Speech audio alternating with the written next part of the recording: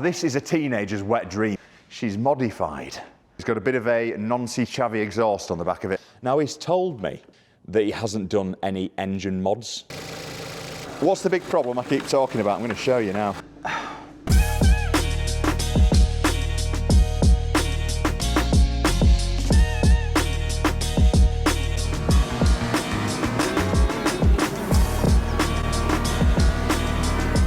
This is a 2017 SEAT Ibiza coupe. I think basically what this car is this car is Callum's leaving gift to me, because whilst I was on holiday in Jersey, he did a deal on a really nice BMW M135, and this was the part exchange. And he's now gone, and I've not even seen it yet. So have a quick look around it. I think this is the sort of car that truthfully I don't want to sell anymore, and the reasons for that will become very apparent as I'm going through this video, but I suspect it's probably one for trade. But as you can see, she's modified, which is not good. So we'll run through it and see what mods the car's got and whether or not that will be compelling enough to keep it in stock. It has got drilled and grooved disc brakes on it. Oh, sorry, just drilled by the looks of things. Nice to see Michelin tyres on it all the way around though. I think it's been well taken care of. The windows are tinted quite strongly. It's got window deflectors on it here as well, which is probably not a bad thing because the door seals on these tend to go over time.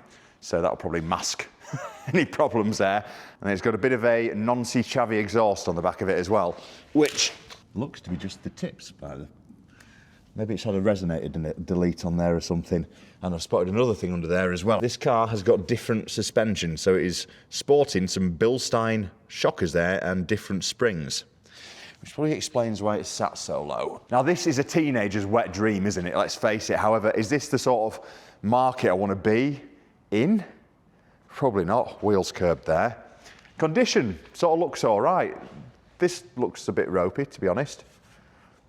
Maybe a bit of tar and glue might sort of clear that up a little bit. They need a polish, but the rest of the car, with it being white, you probably get away with it. It's not a bad looking thing. So the owner of this car, I think he'd had it for about 3 years, bought it from Kazoo, and unfortunately there are some faults with the car, which Callum very kindly told me about as he was leaving. That's the key for it, which looks like something out of Transformers. So I don't know what to do. There is a decent margin left on it, but I just don't know whether or not it's worth it. And I will show you for why. Just inside, the bolster looks all right, to be fair, considering it's white. That stood the test of time okay. It's done 69,000 miles of this car. I think it's only 3 owners, which is lovely. I thought I saw a quid, damn. Got excited. I mean, they're nice things, aren't they? There's nothing offensive about them at all, but the problem I've got with cars like this, and this is what we're trying to avoid now, is not necessarily the car that's the problem, it's the buyer. And I say that with the greatest of respect to young men in performance cars, but I just feel like stuff like this, it could be the best car in the world. If you drive it unsympathetically, it's going to break. And if the car breaks, it becomes my problem. And I'm getting fed up with it. We've got an issue at the moment with the car that somebody's not driven properly, and that's causing me a load of headaches, but unfortunately that is the nature of the beast. So history wise, bingo, that explains why it's had the suspension done. So these, I believe, from factory had a type of, yeah, it does. So there's a sport button here for the suspension. So they've got a kind of mag ridey type thing on them, and when your shockers start to leak oil, it is very expensive to put it right, and it's more often cheaper to just put a set of, I'd say cheap coilovers, but Bilstein are actually pretty decent.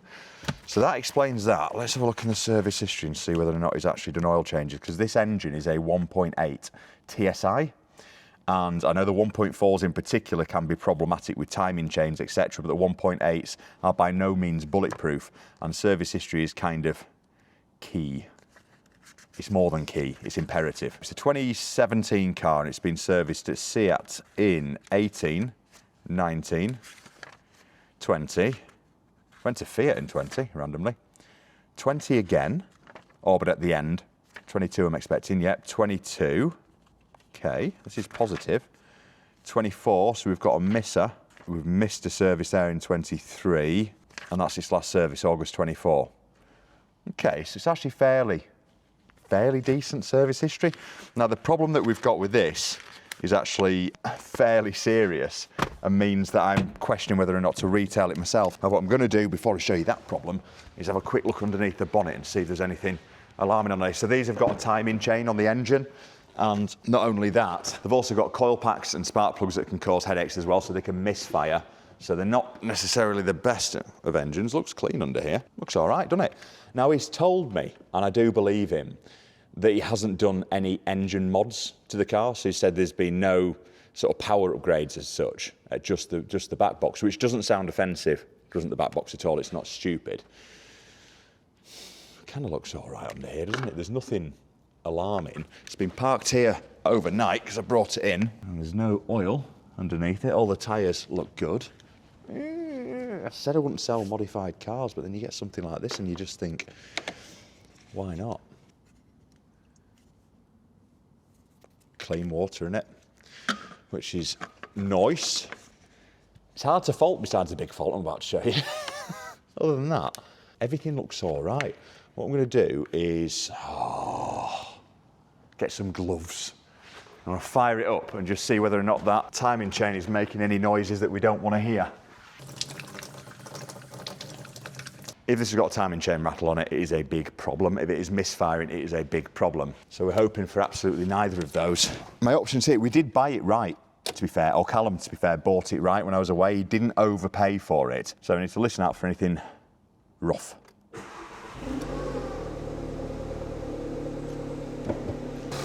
Sounds absolutely spot on, that engine. Now I'll wait for the cold start to go because it's flat cold. Just see whether or not there's any lumpiness in the idle, but to my very well-trained ears, sounds fine.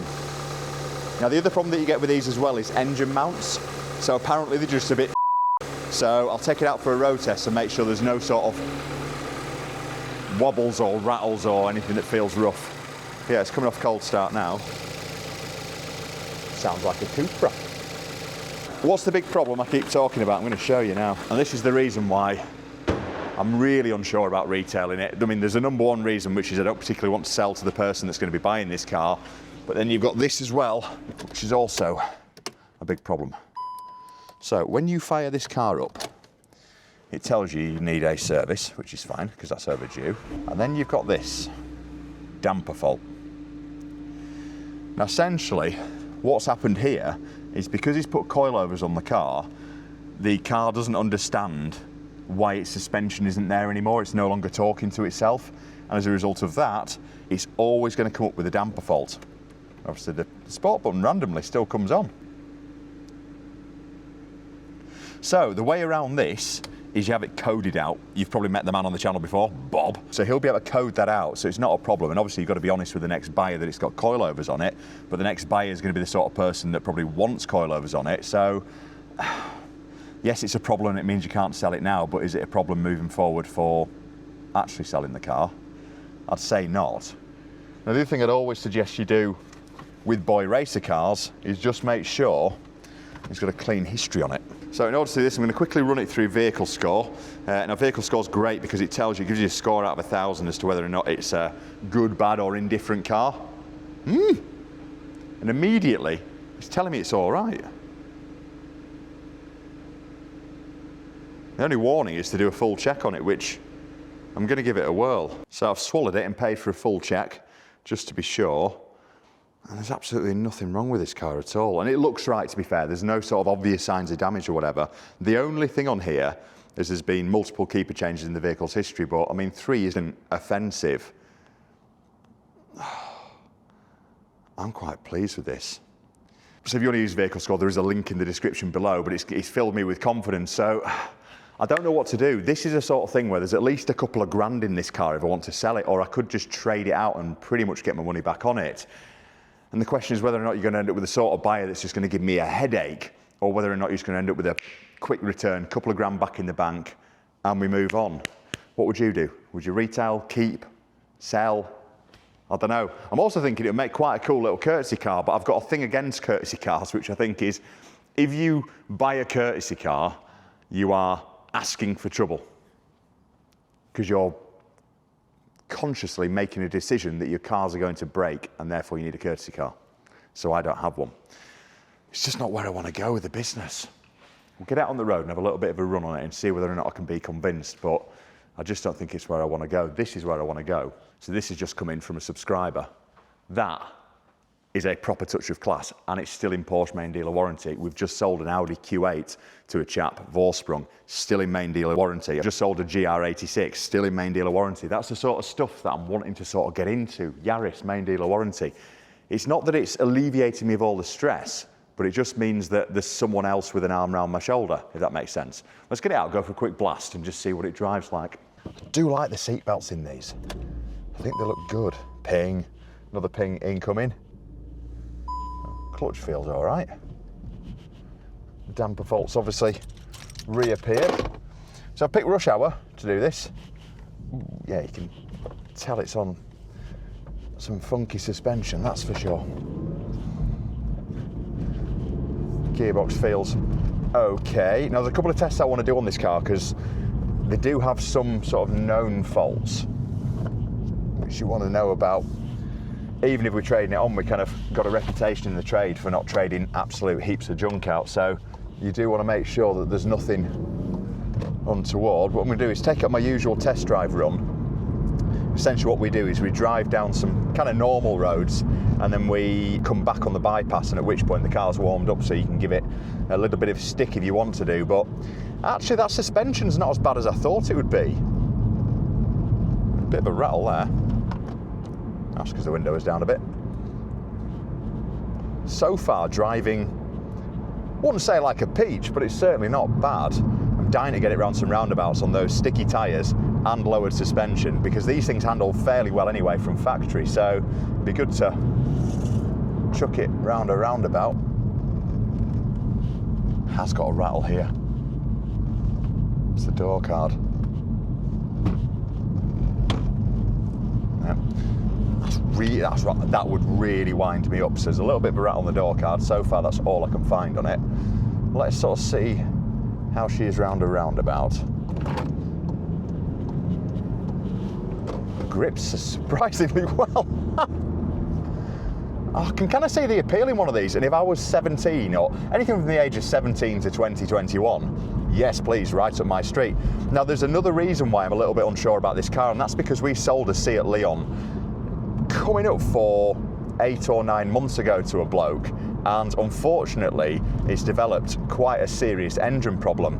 Now the problem with it is not the problem with the engine, but the way that the customer has gone about dealing with it. Essentially took it to a garage, had the whole car ripped into pieces to try and diagnose this issue. The garage then came back with a quote for 12.5 grand, which was the first point we'd heard about it, and there's going to be a big update on this one coming soon. And obviously the warranty company said, no, that's not quite how it works. We've said no, and we've ended up with a massive problem now with him and the finance company, because he complained to the finance company, and that's then dragged the whole process on. So I've got a little bit of a problem in my head with white sporty Seats, because that was one of them. And I don't know whether or not that's just blinding my impressions of it. I think if I put this up for sale, I would sell it quickly. It's just whether or not. You see the problem? I think I'd sell this car in 2 weeks. There is an argument, isn't there, for getting the suspension sorted, sticking it online and seeing if it'll sell really quickly. And if it sells really quickly, then that is, I guess, fate. And if it doesn't sell really quickly, then trade it. Sort of let fate decide on it. Overall though, it's a nice thing. I do want to check the power steering on it, because the power steering pumps are known again for going on these. So you want to make sure that's all right. Every single car that you buy, there's a known fault for. Doesn't matter what it is, doesn't matter how much money it is, there's a problem that is likely to occur at some point. And what I want as a car dealer is for, first of all, it not to have the problem when I'm selling it, and secondly, for it not to have the problem while I'm warrantying it.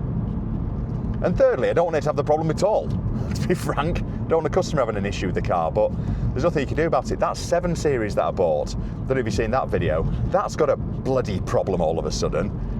Big problem as well, so we're doing a video on that. We'll start filming that this afternoon for you. It doesn't matter what you buy, it's going to have a headache. You just try and make as calculated as a decision as you possibly can, and check as much as you possibly can. That's all you can do. And then it is literally just down to the car gods as to whether or not you're going to get a problem or not a problem. But so far, I'm all right with this.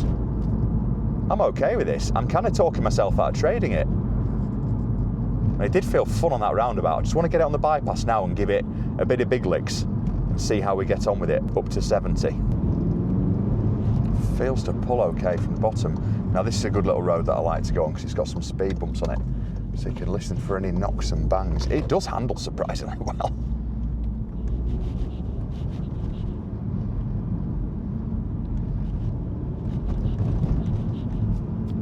Solid. Oh, you know when there's no issues with the car, besides the obvious ones, but there's obvious rationale and reasons for it. I'm getting no noise from the front from any engine mounts or anything like that. No noise from the suspension, which I'm not overly surprised about because it's fairly fresh suspension on the car. I might end up retailing this. At the start of the video, I was adamant I wasn't going to retail it, and now I've driven it. Like, the gearbox feels good, the clutch feels good, the suspension feels good, the brakes feel good. The brakes have obviously been done because they're drilled brakes, so everything feels all right. Handbrake feels good. There's no obvious noise from that window, but we're about to find out when we do 70, and unfortunately, a police car's just got in front of me. Not that I'd be breaking any rules. We'll just tuck in here. It'll give us a chance to just give second a bit.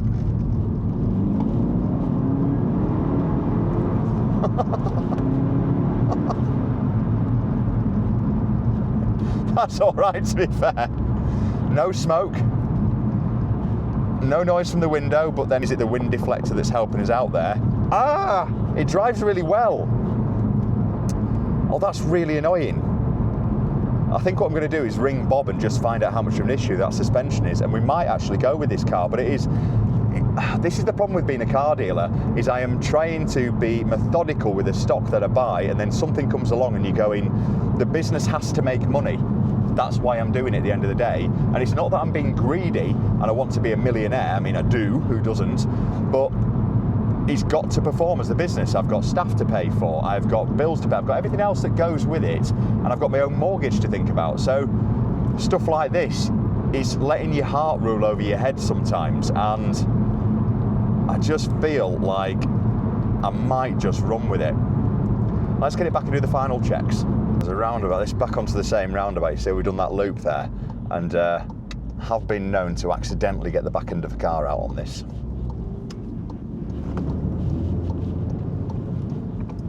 God, that really does stick to the road.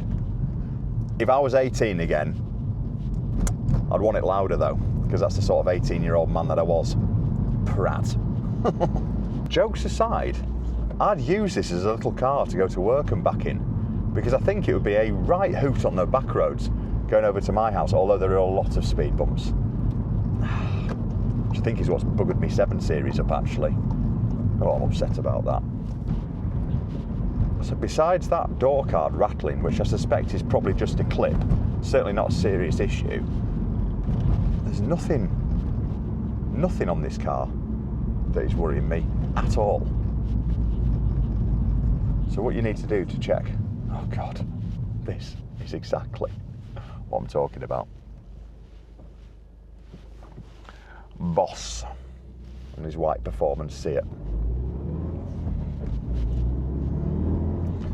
Right, so I just want to do some full lock to lock here, see if we get any noises out that power steering pump.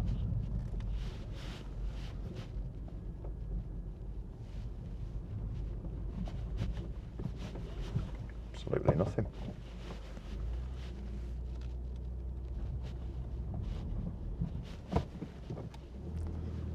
Literally can't fault it.